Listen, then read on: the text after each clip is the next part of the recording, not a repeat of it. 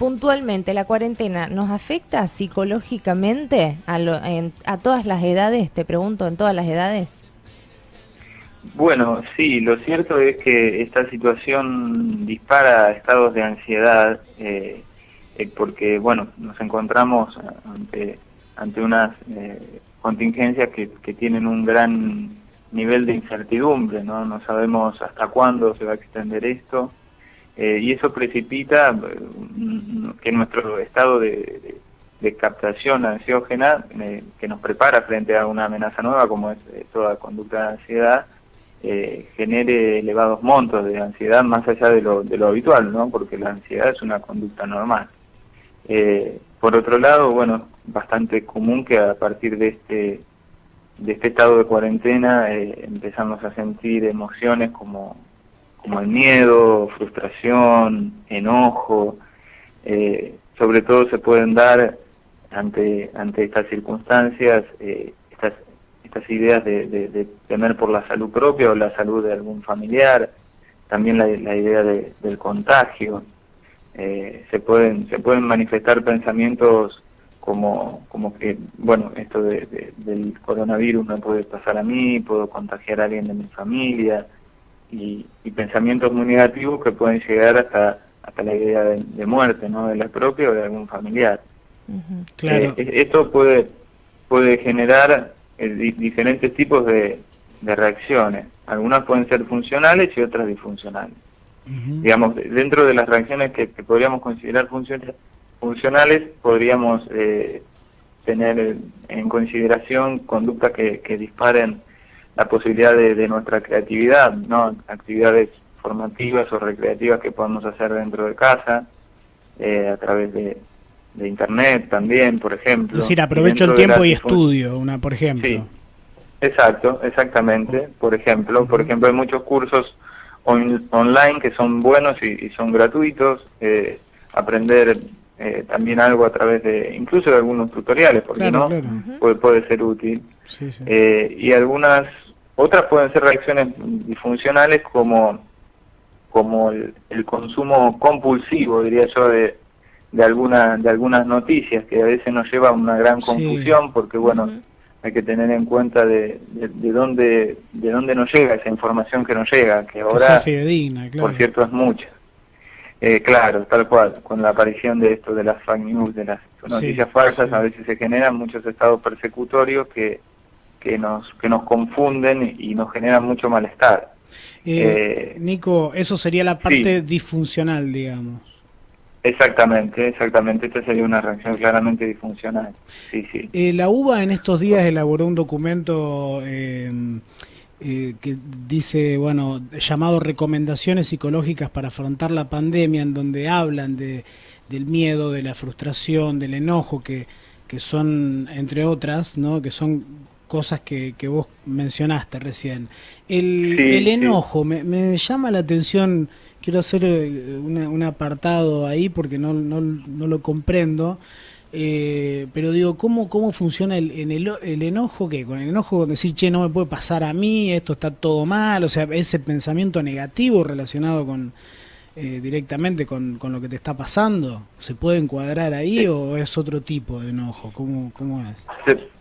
Se puede encuadrar ahí, sí, es cierto. El artículo de la UBA es muy interesante, yo tuve la oportunidad de leerlo en estos días.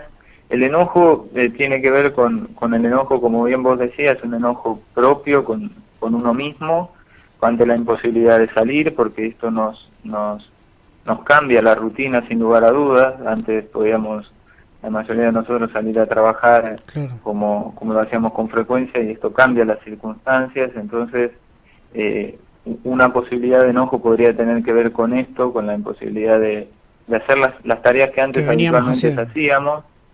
Y otro enojo puede ser también en relación al otro, es decir, que el otro pueda estar haciendo, o bien, por ejemplo, puede aparecer algún pensamiento, creo que ahí en el artículo de la UBA aparece la idea de enojarse con el gobierno o con nosotros, ¿no? Entonces, digamos, como en el gobierno u otras personas que no respetan lo dispuesto por el gobierno. Sí.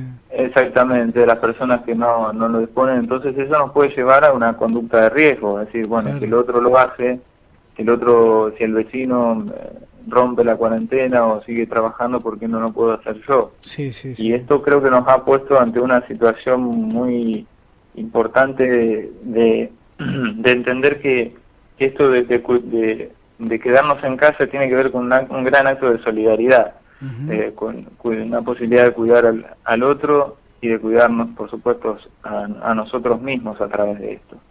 El riesgo del enojo es ese, ¿no? De Claro. generar alguna conducta aversiva o violenta para con otros. A ver, si uno sabe de determinadas circunstancias, como se ha hecho ya el comunicado público a través del gobierno y demás, lo que hay que hacer es denunciarlo, ¿no? Claro, sí, no, Denunciar no, no, que hay no tomar Sí, conductas. uno cartas en el asunto. Exactamente, Ujú. no tomar cartas en el Pero asunto de uno mismo, alguna sino recurrir a manera, la... Nico, digo, para decirlo lisa y llanamente, es como que estas situaciones extremas o que no estamos acostumbrados a vivir, sacan lo mejor y lo peor, digamos, de cada uno, ¿no? Sí, sí, totalmente, totalmente. Ujú. Tenemos que vivir con una gran ambivalencia también, Claro, porque la idea de estar en casa a lo mejor nos permite hacer cosas que teníamos eh, dispuestas a hacer y que no teníamos tiempo para hacerlo, pero al mismo tiempo la incertidumbre de no saber hasta cuándo será todo esto y qué consecuencias tiene, ¿no? Porque el miedo también nos pone en juego ante la idea de qué va a pasar con nuestros recursos, la falta de insumos, ¿no? Cosas sí, claro. sí. que pensamos, ¿no? Y hay que entender que la mayoría de estas emociones son normales de acuerdo a las circunstancias que Claro, estamos viviendo. Claro. Eh, lo que por ejemplo Víctor Frank decía es que ante una situación anormal como la que estamos viviendo, ¿no? La respuesta anormal es una conducta normal. Valga el juego de palabras. está Como muy estamos viviendo bien. una situación muy un poco loca, Sí, es normal que esperemos que haya determinado tipo de conductas, perdón, que sean un poco disfuncionales o raras. claro. Ujú. Y hay que adaptarse ante estas circunstancias, cosa que no es fácil, por cierto. Ujú. Pero bueno, sentimientos como los que hablamos recién, o la idea del aburrimiento, algunos sentimientos de angustia o tristeza, la sensación de encierro, son cosas con las que vamos a tener que acostumbrarnos a lidiar en estos días. Ujú. Claro, Bueno, ¿y claro. cómo se le explica o cómo se le comunica a los niños lo que está pasando? Porque la sobreinformación también es mala para, o las falsas noticias para los adultos, pero también a los chicos, que por ahí uno comete el error de sentarse a la mesa y prende la tele o en la tarde o en algún momento y escuchan un caso, escuchan una cosa, escuchan la otra, digo, y ellos absorben de alguna manera diferente a nosotros y hay cosas que pueden entender y hay cosas que no. ¿Cómo se les explica en la medida que pueden entender de los 10 para abajo? De los Claro, 10 años bueno, para abajo, por ejemplo. es una buena pregunta. Dentro de las recomendaciones que dejaba la UBA en ese artículo que recién nombraban, aparece la importancia de hablar con los chicos al respecto de esto que está sucediendo. A ver, por supuesto que no es lo mismo hablarle a un chico de 5 años que de 10, como vos decías, o o un adolescente de 14 o 15. Sí, sí. Pero esto hay que hablarlo. Hay que Ujú. hablarlo por dos razones. Primero, porque ayuda esto de ponerle palabra a lo que está sucediendo a mantener la contención emocional que con la familia, los amigos y las personas no debemos cortar nunca, sobre todo en estos momentos, que hay que reforzarla mucho. Ujú. Y además, porque es importante que ellos entiendan, como lo hablábamos recién, la circunstancia no es habitual, ¿no? Es anormal. Entonces ellos deben saber a qué se debe esto. Por supuesto que hay que ser bastante claros y concisos, sobre todo con los chicos que están atravesando la primera infancia, no hay que sobrecargarlos de información, simplemente explicarles de qué se trata todo esto con las palabras que cada uno considere que puedan entender ellos de acuerdo a la etapa cronológica que están Claro. atravesando. Ujú.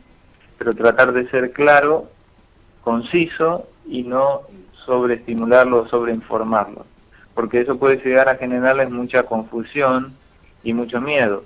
Y también es muy importante, ante esto que decías, de prender de la tele muy prendida, yo aconsejaría que no la tengamos tan prendida la tele. Claro.